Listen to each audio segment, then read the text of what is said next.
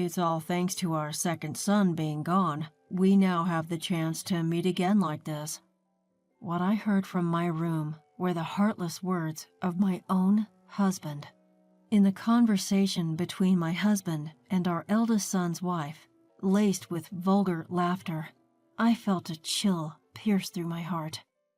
Even our typically gentle eldest son, who had been watching the screen with me, was trembling silently with anger. "When they return, we need to have a proper conversation." Yes, indeed. I wonder what excuses they'll come up with. Amid the gathering of relatives, the self-incriminating evidence they provided could not have been more convenient. By now, everyone present was on my side and my eldest son's side. Along with our angry relatives, we were anxiously awaiting for the two of them to return, soon to be the targets of our collective anger. My name is Serena. I'm 64 years old this year. I had believed I was just another average family, having raised 2 sons. But only recently, I realized how such ordinary happiness could be shattered so easily. I had lost my younger son in a car accident, and I was sinking into despair. Why did Carlos have to be in such an accident? Enough already, don't you think? How long are you going to keep moaning about the past? Despite our son's sudden death in an accident, my husband harshly dismissed me with cold words. Moreover, even with the upcoming funeral, I felt my heart freeze as I saw my husband without a single tear in his eyes. At the signal of our eldest son coming to pick us up, I heard a single honk from outside. I put our pet cat in the cage and headed for the entrance. But who would have thought that Carlos would have been gone so soon? You too, Lucas? You and your son are so depressing. Isn't it natural? I'd rather ask, how can you be so calm? Father-in-law is just trying to send Carlos off with a smile, isn't he? That's right, that's exactly it. Even in the car, my husband's attitude didn't change. He said those words while laughing loudly, ha ha ha. Even the wife of our eldest son was smiling as she watched my husband. The two of them have this way of making remarks that grate on your nerves, even on a normal day. Usually, I'd just let it slide, knowing their character from years of experience, but not today. The thought of a biological father's heartless words and my son's wife defending such words was unbearable. Considering how much our eldest son loved his younger brother, I slapped my husband's knee, who was sitting next to me, and pointed out, "Enough is enough. Despite our family's misfortune, how can you be so cheerfully indifferent?" Ouch. So what, you want me to put on a gloomy face? I'm just asking for some decency. We're not children, so don't be loud at the funeral home. No matter how old you get, you remain a nagging, strict wife. As if he could not let my words go unanswered, my husband retorted with childish insults, appearing agitated.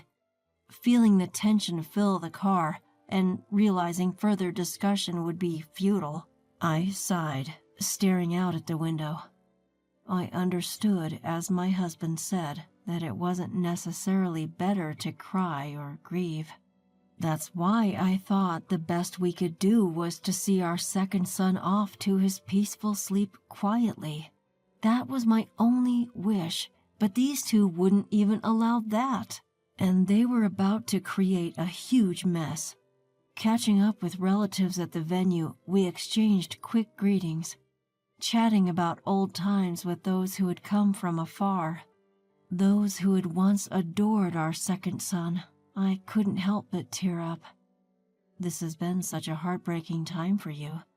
Carlos was such a sweet, good boy. I can't believe he was just on the brink of adulthood. Thank you for your condolences. Every time our second son's name came up, I gave them a firm hug, expressing my gratitude. Meanwhile, my husband showed no sign of remorse for his behavior in the car. Instead, he was loudly chatting about golf and other fun topics with a relative he hadn't seen in a while. How about it? Want to hang out together next time? Ken, isn't today your son's funeral? I didn't say we should go today, did I? That would obviously be inappropriate. Will you stop already? How many times do I have to say it? I reprimanded my husband in a low voice. He was so absorbed in his own world. I felt like I was scolding a child who had no manners. But my husband just brushed it off with a dismissive gesture, not even bothering to hide his annoyance. Does he really understand what today is about? I furrowed my brows at my husband's behavior, wondering how things had come to this. Was he broken by the shock of our second son's death? Well, Margareta does it too. At home, she's always comparing me and my dad. Is that so? My oldest son's words stirred unease in my heart. I wanted to believe there was a reason for my husband's behavior, like stubbornness that comes with age. But seeing the disappointed look on my oldest son's face, I couldn't help but look over at the two of them. Although they were quieter than before, they were still smiling and chatting together. I shook my head. They do seem too close. Right? But Dad's already 65. He wouldn't have inappropriate feelings for his son's wife. Surely not. There's an age gap. They wouldn't do something so embarrassing. Jokingly, we continued to chat and laugh. Perhaps somewhere deep down, my son and I were hoping and reassuring each other that it was true. But despite our worries, the two of them continued to chat happily. During a break in the funeral, I noticed my husband heading toward the exit of the venue when I went to the restroom. Following him, I saw my daughter-in-law by his side, just about to step outside. Hold on, you two. Where are you going? Oh, it's you. Margareta said she's not feeling well, so I thought I'd let her get some fresh air outside. Is that so? Are you okay, Margareta? Yes, I think I'll be fine if I rest a bit. After watching the two of them leave, I returned to my seat and whispered the situation to my eldest son. He seemed surprised that his wife was feeling unwell and that they had stepped out together. Ah, so that's why he borrowed the car keys. Wait, they went in the car? I wonder where they're going. Maybe they didn't want to worry us. It would have been hard to bring up with me in this state. Pointing to his tear-stained eyes, my eldest son responded. I couldn't help but wonder if those two were capable of such thoughtfulness, yet I didn't pay much attention to it at the time, thinking it was simply their nature. However, when the two didn't even return when it was time for the meal after the funeral, we couldn't help but feel a sense of unease. How'd it go? No good. I tried calling them, but couldn't get through to either of them. I hope nothing serious happened. My eldest son had tried to reach out to them, but to no avail. I had sent an email myself, but there was no response. My eldest son's car hadn't returned, and we were at a loss each time a relative asked us about their whereabouts. Did they get so sick that they had to go to the hospital? If that's the case, they should at least let us know. They're not dogs or cats. They'll come home eventually. Cats. Oh, I wonder how our cat is doing. While talking with the relatives, I suddenly remembered the pet cat we had left alone in my room. I took out my mobile phone and activated the pet camera. For some reason, our cat was out of its cage and I could hear someone's voice. Huh? Upon hearing the unexpected human voice, I initially felt a chill as if a burglar had broken into our house. But the voice that was casually picking up our cat was something we had heard quite often. Margareta? And doesn't that sound like Dad's voice too? Wait, are they saying they've come home? I exchanged glances with my eldest son and continued to stare at the screen in confusion. When I increased the volume coming from the mobile phone, I heard an unbelievable conversation. Isn't this cat cute? Can we take it home? What's the point of keeping an old cat? I'll get you a much cuter kitten. Yay, I love you, father-in-law. Just when I thought I heard such sweet voices, I could see my bed shaking in the corner of the screen and heard it creaking. I was just listening to their conversation in disbelief. Taking advantage of the fact that no one else was listening, the two were casually talking bad about me, my eldest son and second son. I'm not good with stiff ceremonies like that. My strict wife is always nagging, saying I have no manners. You really got scolded, didn't you? I felt sorry for you, father-in-law. Right?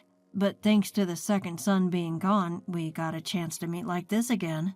After such outrageous words from a parent, I heard that vulgar laughter.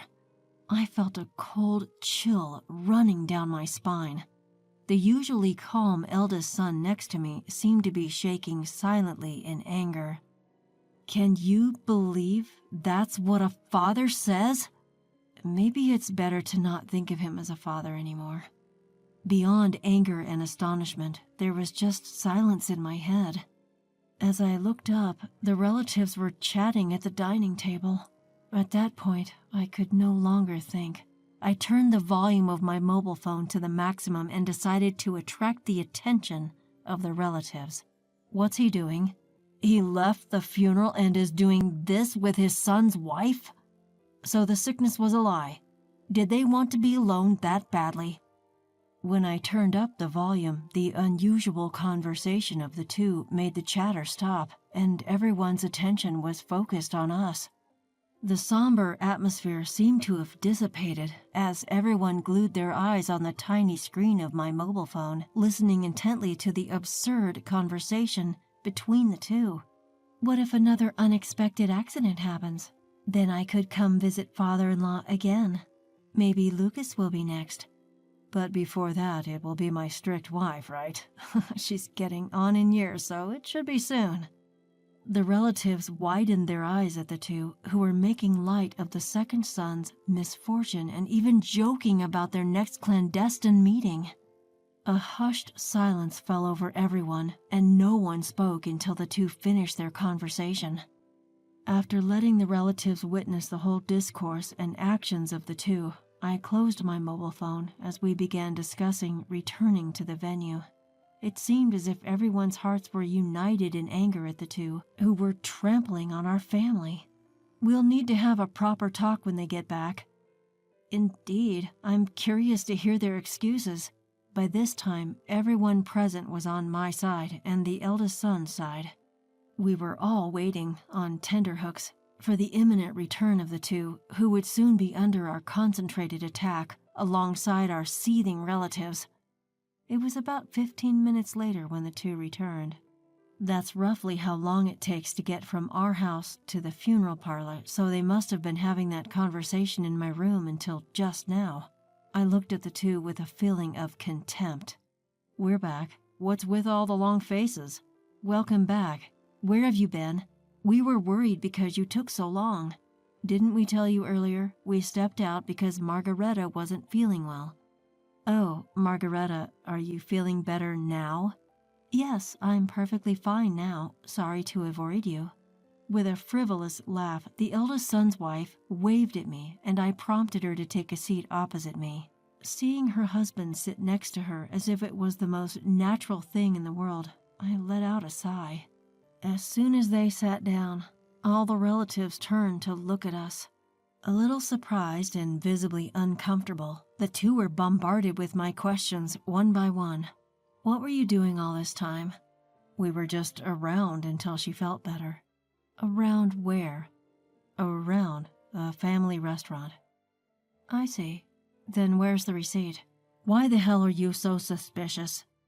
It was the husband who first raised his voice at my pointed questions. He frowned and glared at me as if there was no reason for him to be suspected. But after hearing their conversation just now, I had no more hesitation. Were you really at a family restaurant all this time? I've told you so. I threw away the receipt. Well then, what did you eat? What about you, Margareta? Mother-in-law, isn't this too much? What are you suggesting we did? I was left speechless and my face twisted at the words of my eldest son's wife, who covered her mouth and pretended to be on the verge of tears. Who's really the cruel one here? I wanted to shout at her and put a hand on her chest and think about it. In front of the watching relatives, I took a deep breath and prepared to deliver the final blow to the two who continued to play innocent. I pointed at her sleeve. "Oh, Margareta, there's some cat hair on your sleeve. I wonder whose it is." This is, well, a stray cat, right?" Yes, I must have gotten it on me when I petted a stray cat we saw earlier." "That's not it. It must be from our cat. You got it on just now, didn't you?" I whip out my phone, activating the pet camera app I'd installed earlier. It's a handy tool that also records. Right there and then, I replay the scene of my son's wife lifting our cat in front of everyone. I replay their terrible conversation we'd all been watching at maximum volume. Upon realizing the implications of everyone's frosty gazes, the pair visibly pales. "You knew about this all along." "Why, yes, I found it hilarious that you two thought you could play dumb forever." "That's a violation of privacy." Quite ironic coming from someone who sneaks into others' rooms to enjoy time with another's husband. Finding out they had been caught, the two throw a tantrum like petulant children. I remain calm, tirelessly pointing out their faults. It was my son who reached his breaking point due to their blatant lack of remorse. He slams the table forcefully, starting to reprimand them in a low, stern voice. "How dare you mess around during a family member's funeral?" "No, your mother-in-law trapped us." "What's the difference? We heard everything you two were saying." Nods of agreement ripple through the crowd at my son's words. No one here was going to defend them for wishing ill upon my son and me, even as a joke, just so they could meet privately. When I pointed this out, the two looked angrily at my son upon realizing the agreement among everyone present. "You set this up just to shame us." "Absolutely not. It was pure coincidence. I was trying to check on Calico and you two just happened to be in frame. It's awful to air our dirty laundry like this. I never imagined anyone could stoop so low at such a gathering. And I'm the loyal wife here, am I not?" While repeating my husband's words, I glance at him. With the tables turned, my husband said nothing more and didn't even defend my son's wife. She tried to plead her case and insult me to evade blame, but no one listened. "That's enough. I can't bear to be a family with someone like you who can do such a thing." "Are you saying you want a divorce?" "Of course." With that, my son calmly addressed his wife, who finally fell silent. She tried to scramble to her defense again, but he paid her no attention. As my husband, acting like an outsider, tried to comfort my son's wife, I cleared my throat. "Do you think this has nothing to do with you?" "What?" "How could you do this on the day we were bidding farewell to our son? You shamelessly lied and didn't even apologize until now." I'm sorry." "No need. I don't want an apology just from your lips. Let's divorce as well." My husband's face turned pale at my words. I wonder why he ever thought he would be unaffected. He had never taken care of his surroundings. Without someone to look after him, he'd struggle. I turned my back on my husband, who's lamely trying to apologize, and opened the room door. "I don't want people who are about to become strangers staying here any longer. Please, leave." "Give us back the car keys," a voice demanded. My eldest son's wife looked at her husband, a desperate plea in her eyes, but he could do nothing. Prodded by the relatives, they trudged out of the room. "I'll introduce you to my company's lawyer. My son's a cop. Call us any time if something happens. What a shameless man showing up at his son's funeral like this." The relatives gave us words of comfort as if to protect us from the harsh reality. After the funeral, the couple were forced to sign divorce papers. My eldest son's ex-wife later ran to her own parents, begging for their help with the compensation negotiation for the divorce trial. She tried to play the victim as she did before, but her parents were understandably appalled. Now she's working day and night to pay the compensation awarded in the divorce trial. As for the ex-husband, it was discovered that he had drained his own savings, pouring everything into his former wife's wants. He was left penniless, and the family house was awarded to me as compensation. With the divorce settlement, the house became mine. Even so, there were too many painful memories associated with the house, especially my former bedroom, shared with the ex-husband and his former wife. So I decided to sell the house and move to a pet-friendly apartment. With the haughty ex-husband out of the way, I am now enjoying a tranquil life with my pet cat Calico. Being alone and free with my cat is far more comfortable than I expected. I didn't realize how stressed I was living with my ex-husband. After the divorce, my eldest son comes to visit me from time to time. He seems to be leading a calmer life and even told me that he's doing better than before. He recently shared some good news about a promotion at work. To celebrate, we decided to go out for a meal, and during that outing, we bumped into the ex-husband. He looked drastically different, more like a timid old man than the defiant person he used to be. There was no fire in his eyes, and it took us a while to recognize him. He approached us, a look of shock on his face.